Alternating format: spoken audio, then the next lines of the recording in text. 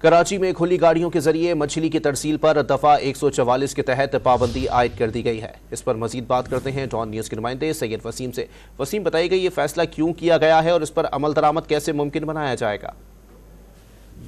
जी बिल्कुल, देखें, वजीर आला सिंध जो हैं उनकी अहकामात की रोशनी में कमिश्नर कराची की जानिब से ये फैसला किया गया है। कमिश्नर कराची की जानिब से जो मछली की नकलो अमल है, हरकत है, जो ट्रांसपोर्टेशन होती है, इसके ऊपर 2 माह के लिए पाबंदी आयद कर दी गई है कि जो ढांके बगैर, जो बिना कवर के इस तरीके से ट्रांसपोर्टेशन करेगा उसके खिलाफ जो है वो कानूनी कार्रवाई अमल में लाई जाएगी। और कमिश्नर कराची की जानिब से SHOs को हिदायत जारी कर दी है कि उनकी जुरिडिक्शन में अगर इस तरीके की कोई जो है ट्रांसपोर्टेशन होती है मछली की तो उसको रोका जाए, और अगर इस तरह से हो रही है तो उसके ऊपर मुकदमा भी दर्ज किया जाए। बिना ढांके मछली की ट्रांसपोर्टेशन पर पाबंदी आयद कर दी गई है दफा 144 के तहत। और वज़ीर आला सिंध की जानिब से ये अहकामात थे कि शहरियों को ताफुनज़दा, बदबूज़दा माहौल के अंदर और फिजाई आलूदगी का सबब बनती है इस तरह की ट्रांसपोर्टेशन जो कि बिना उसको कवर किए की जाती है। जी